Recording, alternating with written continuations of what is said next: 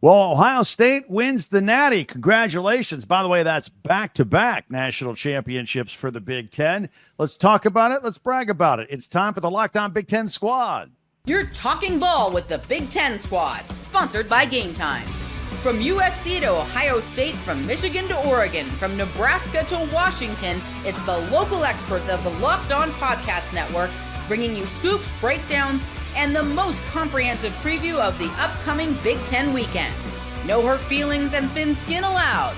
Squad up, you're part of the Big Ten Squad. Welcome to the Locked On Big Ten Squad. I'm Craig Sheman, host of Locked On Big Ten.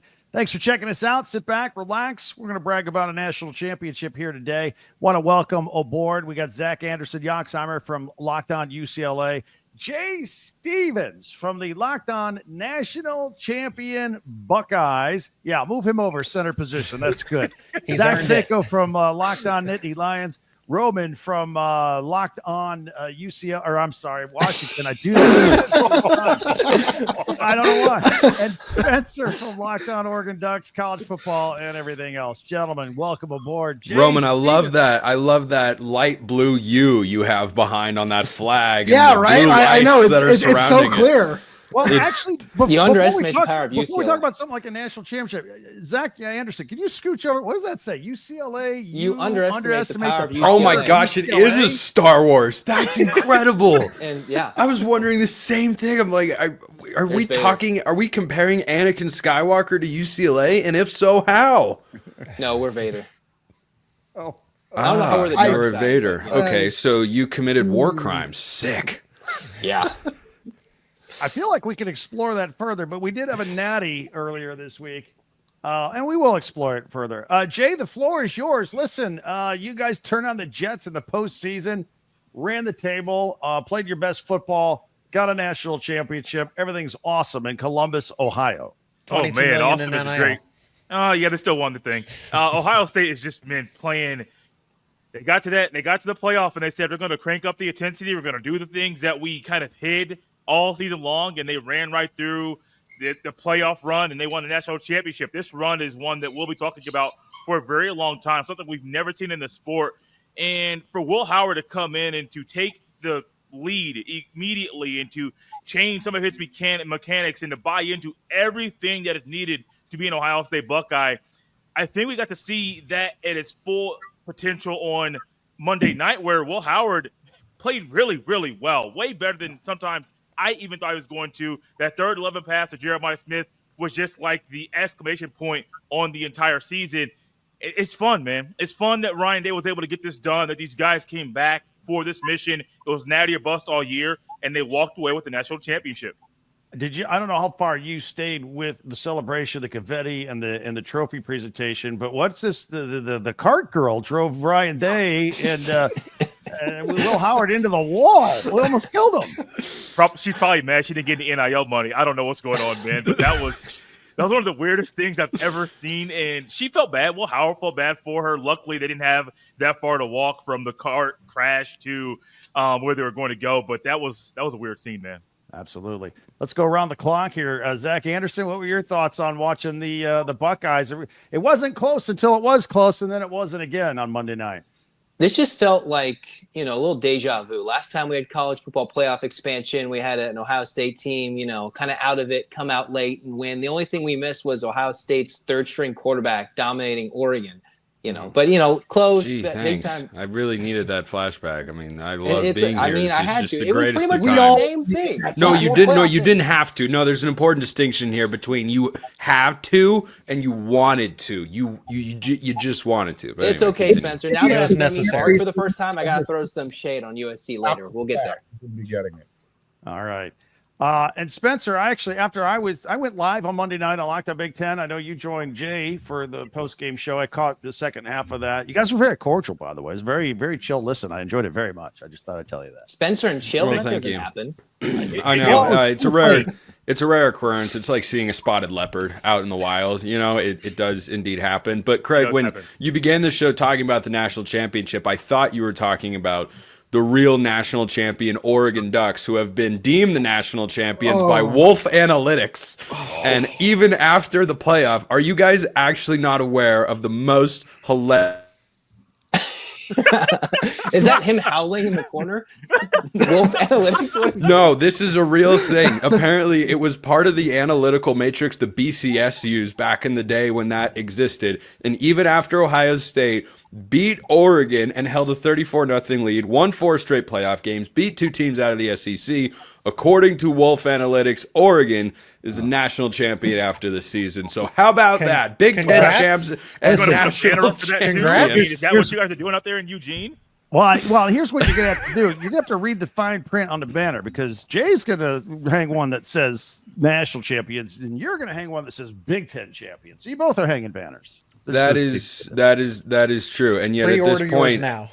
A Big Ten championship has never felt more irrelevant to a fan base than that Big Ten title does to Oregon fans, because right now every single one of them looks at that and goes, gosh darn it, should have lost the game. To Penn State, yeah. Should have lost. What were they thinking winning that football game? Those fools. How dare they? Roman, how about your final thoughts on the Natty this week? Well, my first thought is Oregon still lost. That's great. Let me just do a quick. Here we are again. The best day for Washington is when Oregon loses. That's classic. Keep it rolling, man. Good to know we're rent free. 1 year ago. Hold on. I just want to check. Every other program that is here has at least one national championship in football. Am I correct in that assumption? Just doing a quick little run around there. Yeah, co-national championships count. Right. Yeah, sure. Is there a trophy unlike Oregon's regular season national championship? Yeah. Wolf Analytics. Natty. Yeah. No, Craig, let's. I just needed to make sure that got in there. Thanks to Zach for doing that first, by the way, since the Washington guy would have taken all the flack if I'd been the first one to make that. No, it really was the culmination of everything that Ohio State was working for all year long, Jay, as you said so well. That was just an unstoppable roster, as it had been all year long, and it was fun that it was at least a game in the second half for a little while. Jay, I'm sure your heart disagreed with that. That's kind of what I assume. But as just a neutral observer of this game, I really did enjoy watching that, and props to Ohio State, truly. All right, Zach Seiko, what are your thoughts? You saw Ohio State before. You saw them when they were good. You didn't see when they were like really good after they turned things on here in the postseason. Yeah, I guess that Michigan loss was what they needed. I want to see how many quick hitters I can fit into this, because we have so many people on the panel. Shout out to the producer for making this like an around the horn setting when the mute button was put on Spencer. So that's where are my points? Your deductions. -15. Yeah. But I look at it from the fact that, yes, Ohio State they were my preseason national champion pick, and they finished all the way through. Somebody pointed out, and multiple people pointed this out, that the Michigan game doesn't really matter at the end of the day. And as Spencer alluded to, the Big Ten championship doesn't matter because of this expanded 12-team college football playoff. So I think that's maybe we get time to actually fully discuss this as a panel. But Ohio State got into the 12-team playoff, and honestly, frankly, Penn State as well, because of the expanded bracket. They had 2 losses. Michigan would have knocked them out. Imagine the 4-team or even a 6-team playoff where Michigan at 7-5 knocks out a perennial national title contender and wins that 4th game in a row. Now that game is absolutely meaningless because of the run Ohio State went on. I'm watching this national championship game. Shout out to Notre Dame. I did not think they would make it as close as they did, but they fought back and they kept it competitive. And from the Penn State point of view, Penn State's very close. They lost to, yes, Oregon, but they lost to the national champion by 7 points, and they lost to the national runner-up by 3. Penn State was right there. They are oh so close. Just to kind of throw in something make it about me, make it about my show and my fan base on this Big Ten squad. But I really think I just look at that, and it's Ohio State at 10-2. I think they deserve the national championship because they obviously won it, and they went through a gauntlet of teams to get there, and they dominated. But that game against Michigan has no value, no meaning, and isn't that what college football is about, with the rivalries and the history and everything else? I think the game still has value. I mean, Ryan Day still has to win next year, and the fact that they lost that game actually helped them with the playoff run. So I think that game still has but previously value. That loss would have removed the ability to go on this run. That is true. That is the point that Seiko is correctly making. I want to follow up on that in a minute, but first I want to welcome Mark from USC Lockdown Trojans is with us for the first time, and I think We have all 4 Pac-12 teams. This is kind of like Locked On Pac-12. R.I.P. Locked On Pac-12 Amazing. Legacy Show. Mark, welcome. How are you, sir? I'm well. How are you? Very good. All right. So your final thoughts on I feel like we could catch up on the whole season with you here, everything you've gone through, but we'll talk about your thoughts on Monday night. So I just want to say, Spencer, congratulations on the Wolf National Championship. Thank you. Just like Auburn back in 2004, get your tractors ready, start that parade, enjoy it, have fun. I've got my flights booked to Eugene already. I wouldn't miss the parade for the world. You know, what Ohio State proved this year, and I think this really needs to be recognized, is that they recruited really well. And when they did with those recruits is they paid really well to retain that core group. And that's what came together. And I think people overlook that. You know, I know a lot of people focus on Oregon and how much they spend with the transfer portal and NIL. Ohio State actually did it the right way.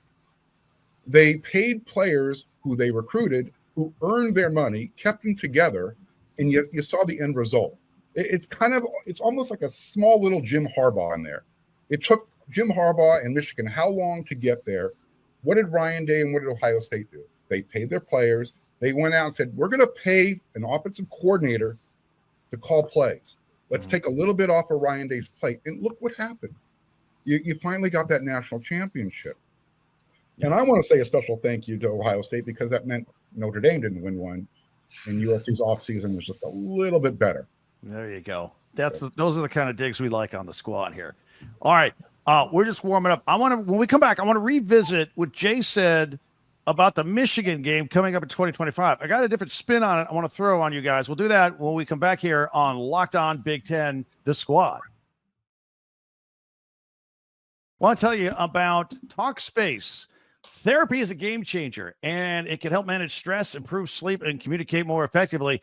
But finding the right therapist and fitting sessions into busy schedules can be a challenge, and that's where Talkspace comes in. Talkspace, the leading virtual therapy provider, makes getting the help you need easy, accessible, and affordable. With Talkspace, signing up is simple. You can get matched with a licensed therapist who fits your needs, usually within 48 hours, and it's convenient, and you can have sessions from the comfort of your own home and even message your therapist in between appointments as well. As a listener of this podcast, you get $80 off your first month with Talkspace when you go to Talkspace.com/LockedOnCollege and enter the promo code SPACE80 to match with a licensed therapist today.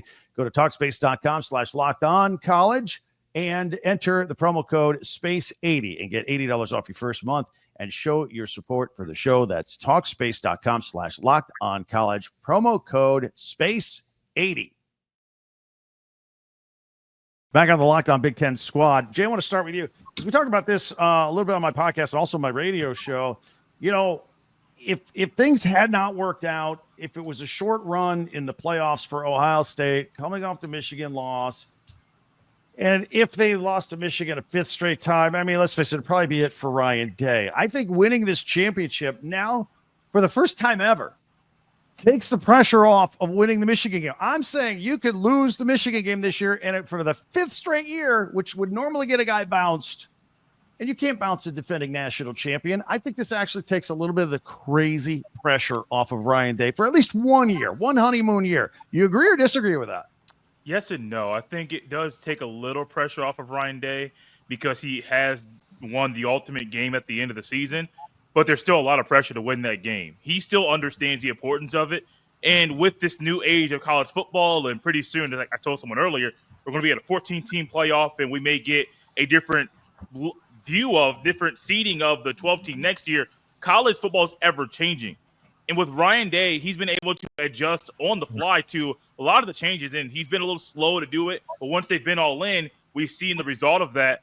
That game still means so much. Now, the value of it is a little bit different now, the 12-team playoff, and you can be 10-2, lose that game, and still go on a miraculous run to win the playoff. But there's still pressure to win that game. And I've even heard a lot of people discuss, like, well, what about the Iron Bowl? Or what about this bowl? Well, it's still the game, and it still means a whole lot. Yes, Craig, I do agree. The pressure is off a little, but if you lose 5 in a row, he's not going to get fired, Right. But man, that's when I think that hot seat stuff for some people start. He is going to be one of those Buckeye legend coaches. I think he's one of 5 Ohio State coaches that ever won a national championship. Only one of 3 active coaches to win the Natty. So he's in a very exclusive group. His winning percentage is one of the best of all time. So he's in a very exclusive club, but he's lost 4 in a row. Yeah. And that's still a thing that he has to not do next year. Zach Anderson, what do you think? How important is that Michigan game in November? I don't know, because I'm not a part about the big game. I'm just going to tell Mark USC sucks, and that's my part about rivalries. All right. Victory Bill is basketball, painted cardinal. Deal with it. I'll see you in a week, Zach. All right.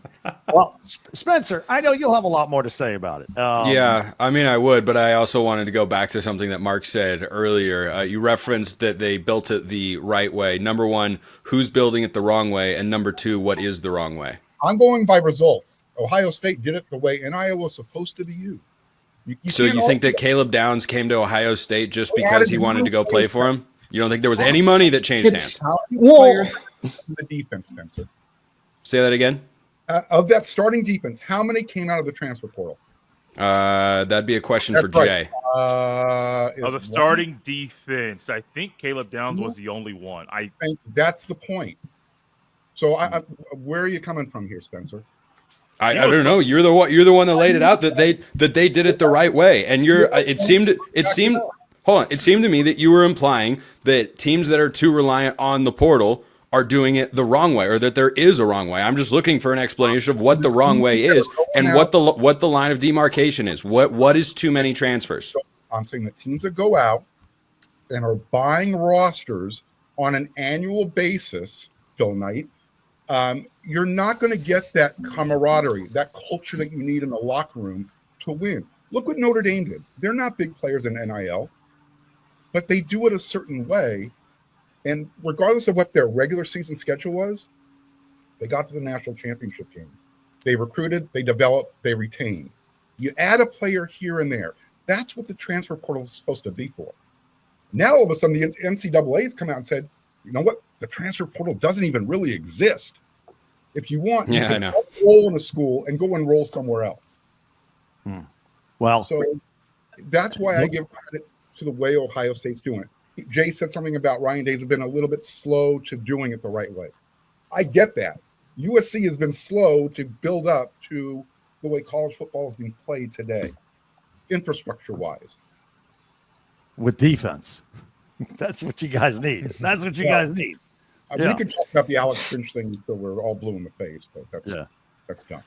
And interestingly, Spencer, I was just looking at a list today before I came on because Ohio State did like $21 million in nil.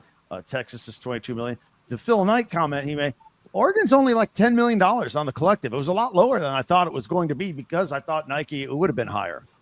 I mean, I thought that was the only reason anyone ever went to Oregon is because they have money. I mean, they got talented players before NIL. Now they're getting talented players after NIL. And there was a report from someone over at the Believe Network that Dylan Thinneman, the transfer safety from Purdue, was offered a lot more money by SEC schools but wanted to go to Oregon. But we'll just overlook that. Phil Knight's low-hanging fruit. And if that's all you can jump up and reach, then by all means, you take as many shots at him as you like and keep losing to Minnesota.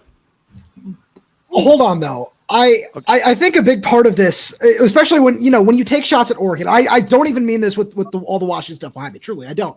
But if you're going to tout every single year coming in and grabbing a top 5 recruiting class, and then every single year passing over those guys for transfer portal, like I look at somebody like Jurian Dickey. There are plenty of examples around Jurian Dickey hasn't been healthy yet in his college football career. Sure, he was hurt. But he was hurt his first season. Evan Stewart was magically hurt the day before the day of the game. You need him the most, right? That's not. How was that relevant to anything? Yeah, that's not out this game. What? But that's.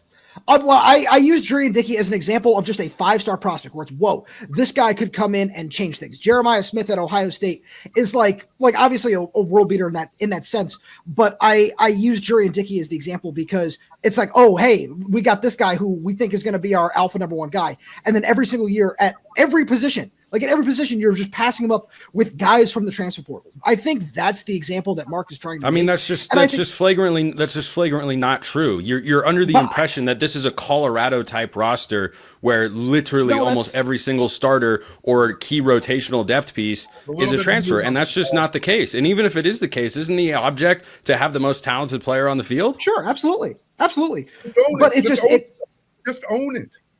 Don't pretend. I'm not trying to run away from it. You're saying that it's bad and wrong and terrible. And I'm sitting here saying that Oregon's trying to build the most talented roster that they can. If they don't feel like a kid is ready, why would you put him on the field? Evan Stewart was ready to play or not ready to play. You spent all that money. What do you mean, Evan? What is this point you're making with Evan Stewart? He was great for the Ducks this year. He was a big reason why they beat Ohio State the first time around. You spend all this money on guys, 1-year rentals out of the transfer portal, allegedly, and then they sit out because they want more money the day of the game. That's how Ohio State got quit. Wait. So wait. Your accusation is that Evan Stewart didn't get enough money and he sat out the Rose Bowl? You got Alexander and Emmanuel Prayon. What is even happening right now? Was that your literal accusation, Mark? That Evan Stewart sat out the Rose Bowl because he didn't feel like he was getting enough NIL money? That is what you just implied. Yes, it is. I'm not implying. I'm saying it. You're saying that based on what? Was he hurt? Yes, he got hurt before the game. Doing what? The Atlantic doesn't release a bunch of medical information. I don't know all the... sorry, I wasn't there on the ground. But you can't make an accusation like that when it has no basis in reality. We'll see.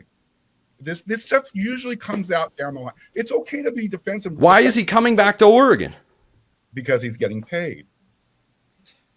So you think he used the opportunity to go compete for a national championship to leverage Oregon for more money, and you think he, faked an injury before the game? How did the running back from Ole Miss end up at Ohio State? What did he do? He asked, I want to be paid more money to play in this game, or I'm leaving. Lane Kiffin called his bluff. He went to Ohio State. Okay, that's a different situation. Right? Everything's always a different situation. Quentin Joyner tried this with USC. He wanted to be paid twice as much as Woody Marks. USC said, you know what? The running back position doesn't deserve that much money. Now he's playing at Texas Tech.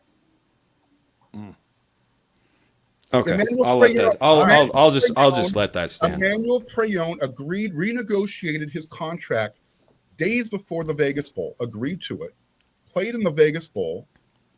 Somehow or another, Oregon made an offer after the fact. Where is Emmanuel Prayon today? Bear Alexander, he renegotiated his contract during spring ball, sat out. USC gave him more money. He wanted more after that. Where is he now? At Oregon. Some of this is circumstantial. Some of this is anecdotal. At a certain point, you go, you know what? Oregon's willing to pay whatever it takes. Maybe you'll get a championship out of this. That's why USC is in the Las Vegas Bowl. Evan Stewart held out because he wanted more money. All right. You don't have to believe it. Okay, that has no basis. No one has reported that anywhere. But all right, go for it. Say whatever you like. I want to jump in here. Do a podcast together. We're late for break. Zach Seiko didn't even get a chance to speak this segment. Your first one will come back. Final word as we continue on the Locked On Big Ten squad. Let me tell you about Game Time. Of course, attending NFL playoff games is an experience like no other. You can do it. Get tickets with the Game Time app.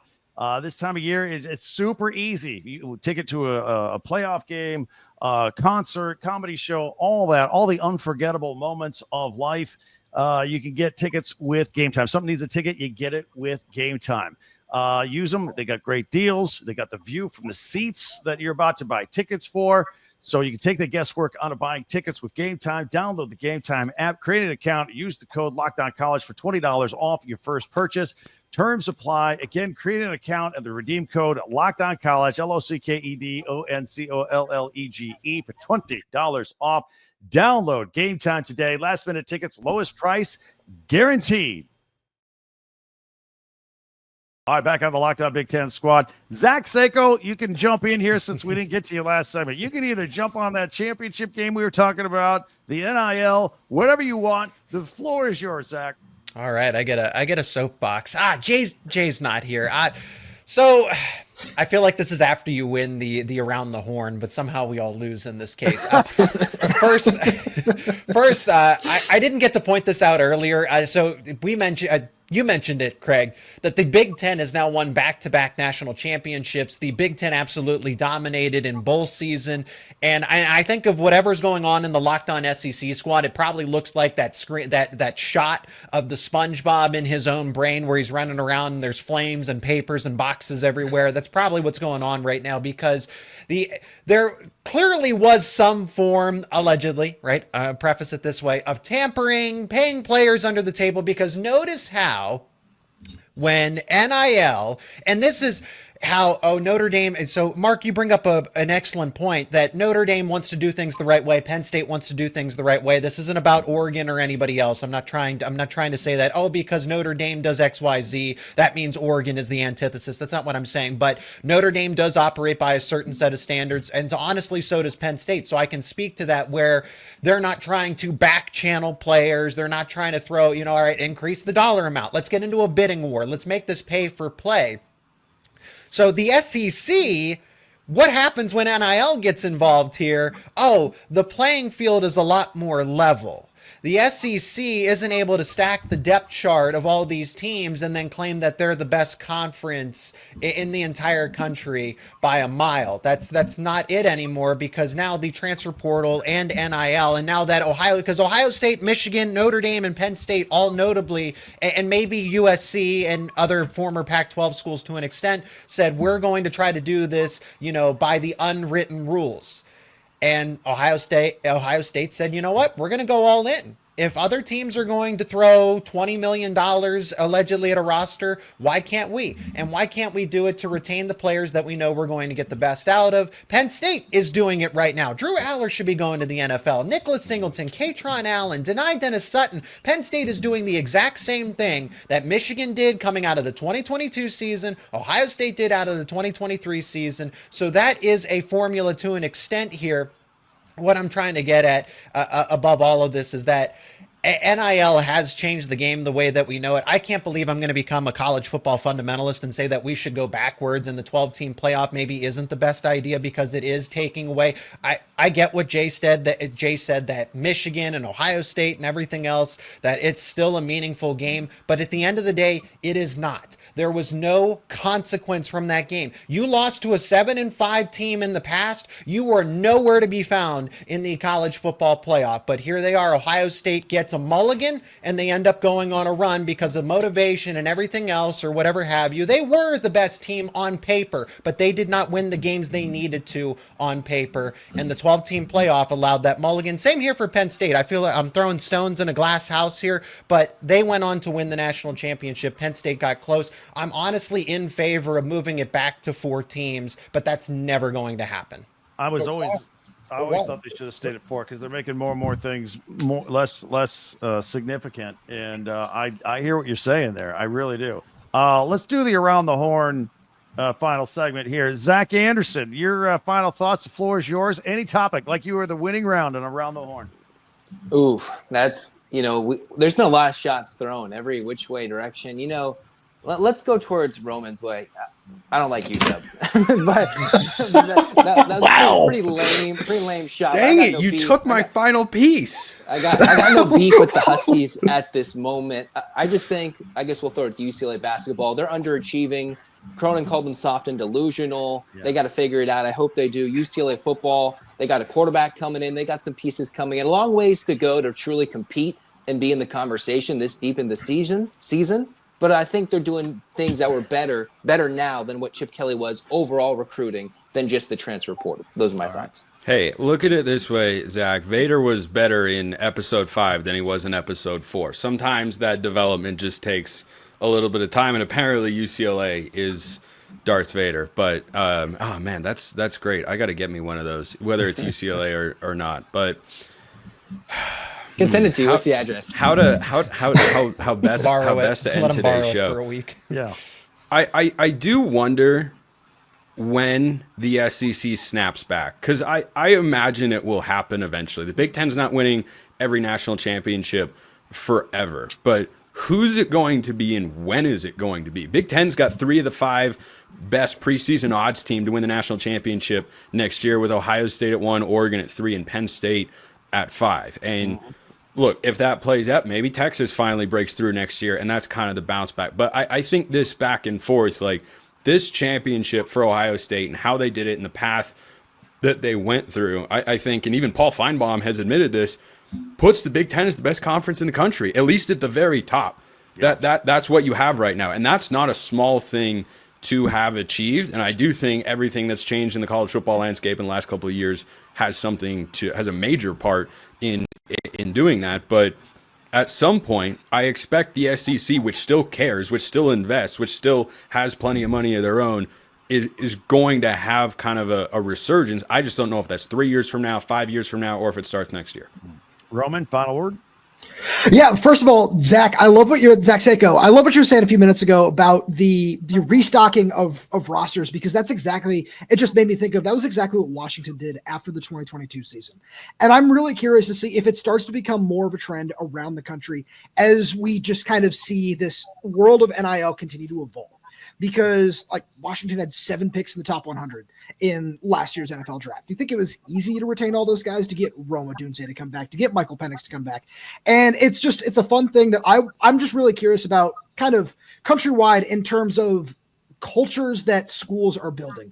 Are we going to see this become more of a trend? And it kind of plays into exactly what Spencer is saying as well. Are we going to see a bunch of these guys continue to come back year in and year out, whether it be, at Texas, Alabama, Georgia, USC, Penn State, Oregon, Ohio State, whatever it might be? And I think that's going to be something that, with 12 teams, if it continues to expand, that's going to be a really fun part of the college football playoff, as just college football continues to grow in this new world. Yeah. Well said. Mark, final word. Yeah, I have no problem with the 12-team playoff, or even expanding to 14. You want to tweak it, reseed, so certain programs don't feel like they're getting the short end of the stick. Fine, I'm good with that. But I think part of the problem is we're conflating. We're trying to remain a traditionalist, which I am to the core, but at the same time trying to change and adapt going forward with the game of college football the way it's going right now. We talk about how the Michigan Ohio State game lost some of its luster, some of its value. I disagree. 13-9 still bothers USC fans to this day. But again, you can do this, but at the end of the day, what was that? Are you playing peekaboo with Mark? That looked like a 5-year-old on a playground. Yeah. At the end of the That day, was my first UCLA SC game. Take it back Looks like to a my cartoon childhood interpretation of what a witch does. at the end of the day, UCLA Our gets poor audio listeners. At the end of the day, UCLA gets 13-9. That's their feather. USC just says, well, we've got 11 national championships. We've got 8 Heismans. When our head coach walks up to the podium, pre-playoff, we know that we're from LA, not just the other school from LA. Oh, wow. Ouch. Going Mark, back to Mark, can I interject, because I want to get your response to this? The reason that is the case is because UCLA and USC were nowhere near the postseason. Ohio State had everything to gain and nothing to lose. You guys are simply playing for bragging rights. Ohio State still had something after the fact. But we're talking about a 12-team playoff system now. Okay, we're not talking about 2006. That's what I'm saying. We can't conflate anymore. We have the system now. We can't say, well, because of this, that doesn't work. These rivalry games still matter. Are they going to affect Michigan or Ohio State or USC or Oregon going to the playoffs? No, but they still matter. John Robinson won a national championship at USC. It didn't stop USC from saying, you're fired. All right.